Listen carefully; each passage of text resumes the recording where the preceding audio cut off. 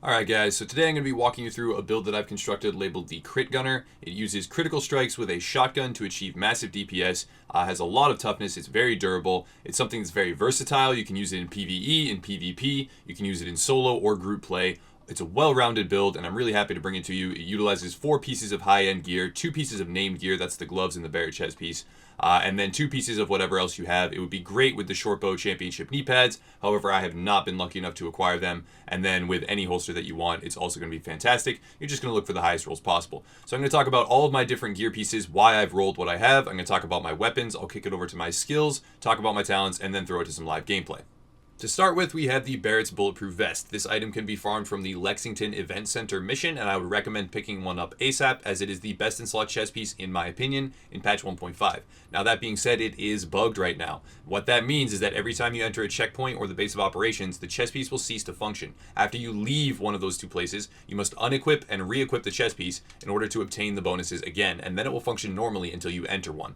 It's something that's very inconvenient, yes, but it's still very valuable as a chest piece, and I would recommend running it. Now the talent is very, very helpful, but only one of these bonuses is ever going to be active at any one time. Now the least important is no skills on cooldown increases skill power by 10%. However, that is helpful if you have no skills on cooldown and you're entering a fight and popping your pulse, and I'll talk more about that in a moment. 1 skill on cooldown increases damage by 5%. That is extremely helpful if during a fight you have your pulse up but you want some burst potential. You then pop booster shot in tandem with this 5%. That gives you a lot of burst potential and you're actually going to outtrade enemy agents. And then 2 skills on cooldown increases armor by 10%. If you're swarmed, if there's a lot of people around you or a lot of NPCs, this can be very valuable for keeping you alive and has a drastic effect on how much damage you can absorb. And you can actually reliably proc this due to the fact that you have 2 instantaneous self-pop skills. This is a very valuable chest piece. Again, I would advise picking it up. I have chosen to go with a firearms roll here, and not really chosen. That's just kind of what I was gifted by Dirt Nasty. A big shout out to him again. Thank you so much for giving me this chest piece. It has firearms on it, and for major attributes, I consider this to be the optimal roll. Health and armor. You can opt for something like EDR, you can opt for something like health on kill, but health is going to increase your toughness a significant portion because 6,000 is not a small amount, and armor is absolutely essential on every gear piece. I'm not really going to harp on that anymore in this build video, but armor is going to be what you're going to roll all the time, everywhere, no matter what. Now for minor attributes, I would recommend going with ammo capacity, as that is a quality of life improvement and you don't want to run out of ammo, and having it at least on your chest piece is going to be extremely valuable in the Dark Zone especially. Next up, we have our high-end backpack. Now, I have chosen to run with Specialized. It's got a decent stamina roll here. I am maintaining a 3-to-2 ratio with 3 pieces of stamina gear and 2 pieces of firearms gear. Now that is because after about 5,500, firearms decreases in its efficiency. There is diminishing returns that kicks in.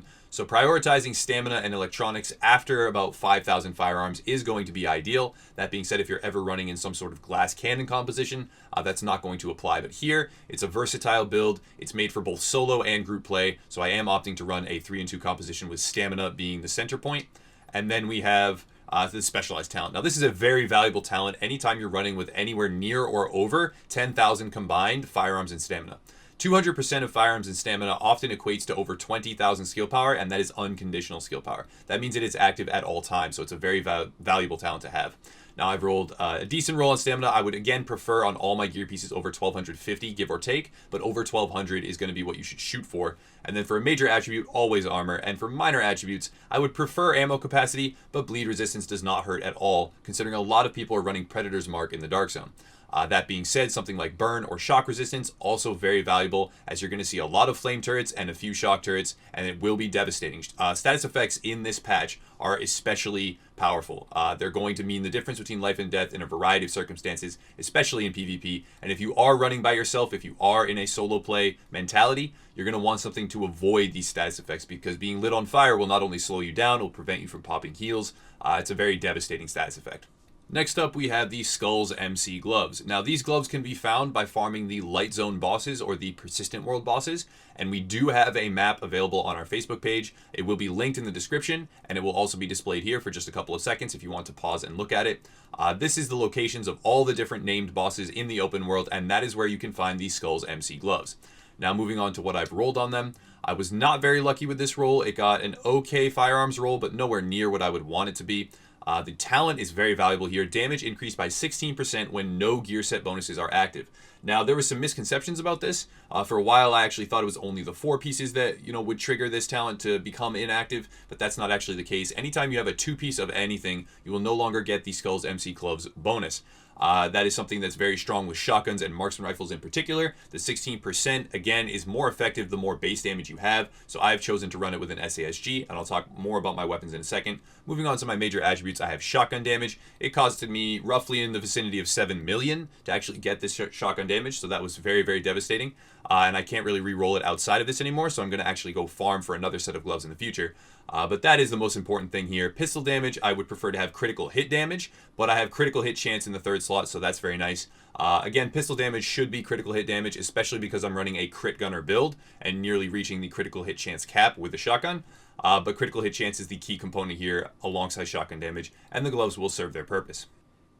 Next up, we have our tactical mask. Now, I've chosen on this mask to run with Tenacious. This is a very valuable talent that increases your burst potential when using a medkit.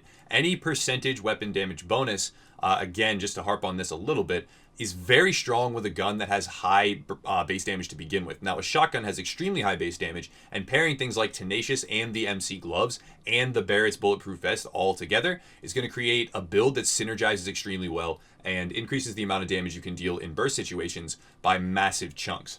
Tenacious is a very valuable talent, but that being said, you can replace this with something else. If you have a different mask that has better attributes or better rolls, feel free to use that instead, but the percentage weapon damage bonus when using a medkit is going to be very valuable. The most important major attribute to have on here is critical hit chance. Again, we're going to aim for critical hit chance everywhere that we can and try and achieve crit chance cap with a shotgun. That's what the whole build premise revolves around. For a minor attribute, I would prefer enemy armor damage as it does directly translate now to PvP, but increased kill XP doesn't hurt either, and it's really up to the user what they want to have. But again, I would advise having enemy armor damage as it does directly equate to more damage to enemy players, and since that's kind of my focus in this game, and it also does apply to PvE, I would consider that to be the best minor attribute that you can roll. Next up, we have a random set of knee pads that I'm opting to run for a very specific set of reasons. I do not have the Shortbow Championship knee pads. If I did, I would most certainly be running them instead of these D3 FNC pads. But the reason I've opted for these particular D3 FNC pads is because they have a decent stamina roll, they have a good high armor roll in the major attribute slot. That is critical, you're always going to roll armor there. And then for the minor attributes, they actually have 11% enemy armor damage. Now, increased kill XP and blind and death resistance, I would prefer to be shock and burn resistance likewise, but that's not essential, and the most important thing is armor and enemy armor damage in that order on these pads.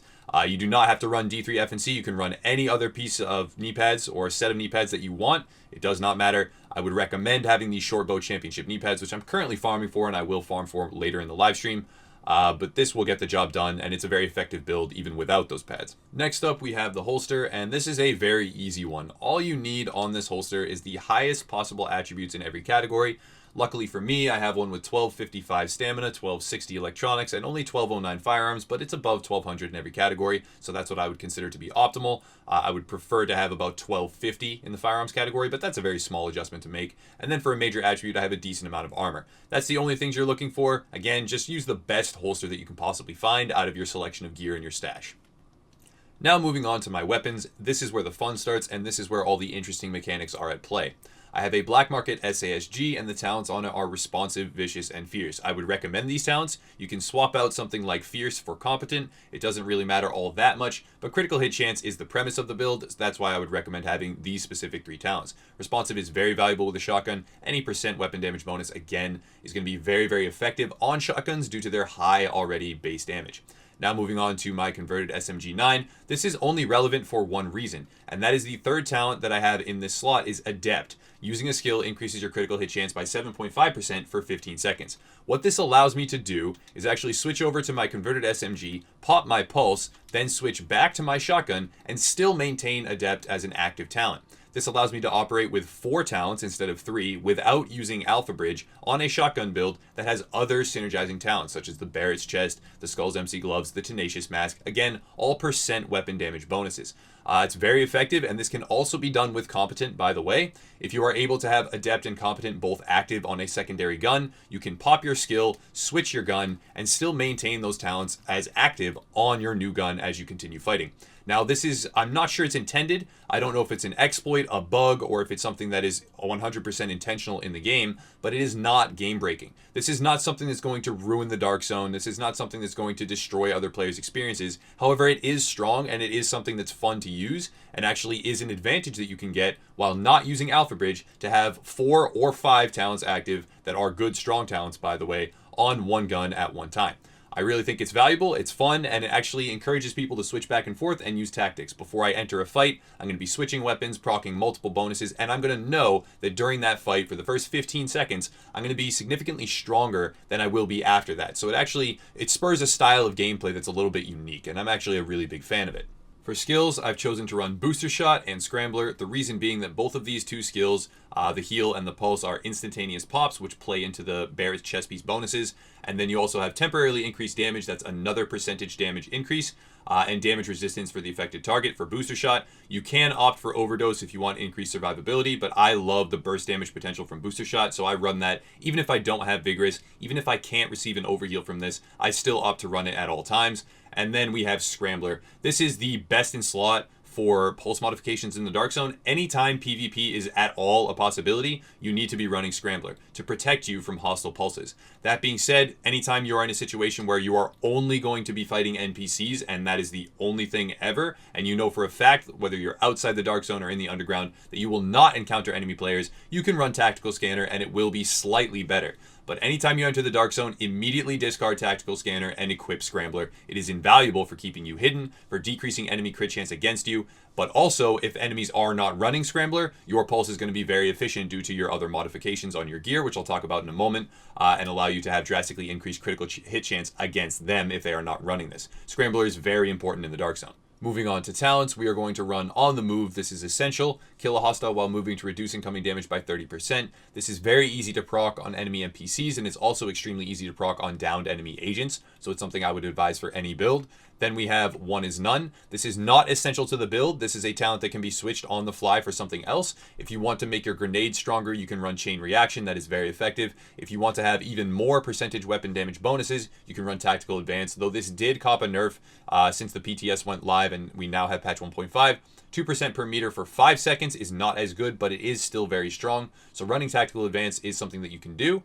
And then moving on, we have Strike Back. This is very helpful for achieving your heal faster, for having more sections of burst damage within your build within any one fight. And 20% is a great deal, so reach low health to reduce active skill cooldowns. But again, that can be switched out. And then we have Critical Save. This is essential, absolutely essential. The 40% damage resistance is going to be key for surviving a lot of PvP encounters especially, but also key for tanking a lot of damage from NPCs. If you do get to low health, you can reliably pop Critical Save and tank a lot more from NPCs. Whether you're solo or in a group, Critical Save is going to be essential. As soon as you are running in a group, this is currently what I would run for solo play talents, you're going to switch over to Combat Medic, because anytime you have one or more other players in your group, it's going to be 40% of their health bar that you heal per medkit, and that is invaluable. And then you're going to run Triage as well. Even just 1 or 2 procs of Triage makes it extremely worthwhile. So switch out One is None and Strike Back for Combat Medic and Triage as soon as you are in a group, but this is to address both solo play and group play talents. Moving on to all of my gear and weapon mods, I have opted to run Firearms with Armor in every single slot here. This can easily be switched out for Stamina with Armor if you want to increase your baseline toughness, though the build does operate with much more than 385 effective toughness, 1000 effective toughness during most encounters. You can increase this up to well over 430,000 toughness if you want to be more durable. It's a conscious choice that you can make. You can still activate your gun talents, but I again have opted for burst damage and to run Firearms mods with Armor. It's very efficient in every single gear slot on my mask, my chest piece, my knee pads, and my backpack. And then for all of my performance mods, I've chosen to augment Pulse with Pulse Critical Hit Chance and Pulse Critical Hit Damage. Moving on to my holster, I have Pulse Critical Hit Chance, and then on my knee pads, Pulse Critical Hit Chance. This means that if I am able to pulse an enemy, this plays into the whole concept of having max critical hit chance on a shotgun. It is going to make me hyper efficient when it comes to burst damage. When that pulse is up and it does pulse an enemy, I have a huge advantage. So it's very valuable. Moving on to my weapon mods. When I'm modding my primary gun, this is what matters. This SASG is going to have, right here, we can see Magazine size, critical hit damage, and critical hit chance. Again, critical hit chance is the most amazing core component of the build, and magazine size is very important as well. Moving on to my optic, I have 7.5% critical hit chance. It's important to have that in the primary slot, though it may not be the best in slot optic. It is very good for this build and just sort of goes with the whole theme of the CRITGunner style of gameplay. And then for the underbarrel, we have critical hit damage that augments the whole playstyle of getting crits, stability, and reload speed. Reload speed helps quite a bit, especially because the SASG is a magazine load gun, which is very nice. That's going to wrap it up for all my different modifications. I am now going to demonstrate a little bit of the synergies that are playing in this build, why you have more toughness than is displayed on the meter, why you have more DPS, etc. Alright, so there's a few things to note when looking at your variable meter statistics. To start with, I have a baseline of 300, 385, and 118. If I were to pop just booster shot, you're going to see a drastic increase. I now have 352, 453, and 108. I lost a little bit of skill power there. If I were to now pop a pulse and trigger my second skill cooldown, you're going to see 339 with 510 and 108. Again, that's fluctuating. Very valuable to know that these are available. You can get these bonuses at will during PvP encounters especially. If I were to then throw a couple of grenades, I can trigger a couple of other bonuses that are going to be, very valuable in a PvP encounter especially. I can trigger my Tenacious Mask. I can trigger my critical save as well. There's a lot of value to these different talents, and they're not reflected on your base meter stats, and it's very important to know that they exist. So when I do throw this second grenade, we're going to see that I drop down to below 1 bar of health. I can pop my medkit, I can then pop my booster shot, I can then pop my pulse, and you're going to see that my toughness is now at 856,000, 964,000. I can achieve nearly 1,000,000 toughness without a signature, but that is only for short periods of time. Those are not my base level stat points. My DPS also goes up due to booster shot. My toughness is constantly fluctuating, as you can see there. My DPS goes up, my toughness goes down. It's something that is very interesting to note, and there's a lot of potential for timing plays in PvP, especially with this build. Now I'm going to kick it over to some gameplay, talk about the tactics, etc., but hopefully that was a good showcase of how meter statistics are now utterly useless. If someone is telling you that their build is better than yours because they have higher DPS or higher toughness, you should completely ignore them. Very quickly, when looking at the way that all of these things interact with your character sheet, you're going to see that I have 15.5% critical hit chance with my converted SMG. However, if I back out here, I pop Pulse, you're going to see that I trigger Adept, I switch over to my SASG, I go back to my character sheet, and I'm going to have 42% critical hit chance base active for the duration of Adept on a shotgun on my SASG, and now pair that with the additional nearly 20% from Pulse. Any target that is pulsed by my ability, I am going to have 60% capped out critical hit chance with a shotgun against them. It's a very efficient build, it's a lot of fun to use, and I am now going to kick it over to some live gameplay finally, and demonstrate exactly what the tactics are when using this build and how well it functions. Alright, so as you can see, I'm starting with my converted SMG9, I'm pulsing to achieve Adept, I'm switching back to my main weapon, that SASG, and I'm maintaining 60% critical hit chance on this target as long as he doesn't cleanse the pulse with his own conceal. Because I popped Booster Shot, I had the mitigation from that, and because I had the Barrett's 3-piece bonus of 10% increased armor, I was able to tank the other agent that was behind me and end up face trading with him and dropping him. I had about 500,000 toughness for the duration of that fight. This is by no means an immortal build. You can still die, but it's something that has very high toughness and very high damage in burst situations, and it's something that really relies on timing. And someone with better aim than I have, as you can see here, I'm about to hit a lot of damage to a headshot. Even on body shots, I can do significant amounts of damage. Someone that has better aim than I do and can hit more headshots is going to achieve better results. You can essentially two-shot a lot of agents if you are able to land an exclusive headshot, meaning all 8 of the pellets actually land on the enemy agent's head. You're going to be dealing well over 10 to 11 to 12,000 damage per pellet in some situations. And if you are dealing 8 pellets of 12,000 damage, since you do have 60% critical hit chance, and that's not unheard of, it's going to be a very strong build. Now, before some people get angry, this is not an M870 snap aim to the head one-shot build. That's not what I want it to be. That's not what it was created to be. It's created to be an aiming down sights, reflex aiming, SASG critical hit chance build, the CRITGunner. I really like the playstyle. I think that it does rely on personal aim a great deal, and since mine's not that good, I'm not going to achieve the best results ever. But if you are capable of keeping that reticle on target and aiming down sights consistently, because there was a nerf to aim assist on shotguns, that's very important to note. There was a drastic nerf to aim assist on shotguns. Specifically, the M870 is not going to function the way it used to. And I'm not trying to bring that back. I'm not trying to bring back left trigger, right trigger, aim assist cheese. But while aiming down sights, I think that shotguns are still strong and should be strong. That really promotes build diversity. Some people prefer the shotgun archetype, and for them, I would recommend this build. It's not something you're going to run around and one-shot everyone with, but it's very strong, and you're going to achieve good results if you use it properly. It's something I can't wait to use on my Twitch live streams. I can't wait to use it in group play, in solo play. I anticipate it being very valuable in PvE. I've already used it in a couple of PvE situations, and because of the stagger on shotguns, it's very valuable for staggering enemy NPCs. Due to the tight reticle on the SASG, as you can see there, I'm landing headshots that do tons of damage, absolutely tons of damage. You can drop enemies in a fraction of a second. But due to the tight reticle spread on the SASG, you're able to stagger NPCs very easily. You're able to hit NPCs from range and still do a lot of damage because most of those pellets are actually going to be on target. The same thing happens with enemy agents. Your optimal range is increased by the fact that you have a tight reticle spread and you can fight from further away while reliably landing shots. But again, it hinges on player accuracy. This is not something where you can aim at their toes and then suddenly you'll be aiming at their face and then you'll do like 120,000 damage. It doesn't function like that. I am in no way trying to bring back 1.3. I don't think that this will do that by any sense. I don't think in any capacity that this build is in that same line of play.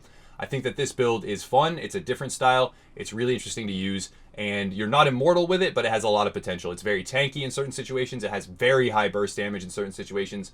It is something that's viable for solo play. It's something that's viable for group play, and I anticipate some people running this, some people having a good time. But again, it's not something that's going to take over the Dark Zone. I don't anticipate this breaking anything. I don't really know if Adept and Competent in particular being able to be procced on one weapon and then switching to another is intended or not intended. I'm not sure if they're going to change that, but again, it's not game breaking. It's nothing that's really going to break the the metagame in the Dark Zone. I think everyone's currently running this really cookie cutter basic Alpha Bridge, Barrett Chest Piece, Savage Gloves build or something similar, and this kind of breaks that mold. You're using a shotgun, you're not using any gear sets, you're using mostly high ends. It's really fun to use, a lot of timing involved. I enjoy it a great deal. I think that there's a lot of potential. I would love to see some clips if people have them, of you using a similar build, using an SASG, using different bonuses, taking on a squad, taking on rogues, however you want to do it. It's something that's really fun, and I will be farming for more pieces and trying to do more builds in the future. This is something I greatly look forward to. Again, my sense of build diversity is that even if some people don't like a build, I want there to be a multitude of builds, a large pool of diverse builds to draw from. So that means that I'm going to keep posting build videos. Hopefully you guys like them. Hopefully there's some good information. And as always, if you want to support the channel, please check out the links below. We are doing some great stuff at Upper Echelon. We look forward to having you if you'd like to join weekly events, etc. And as always, guys, have a nice night.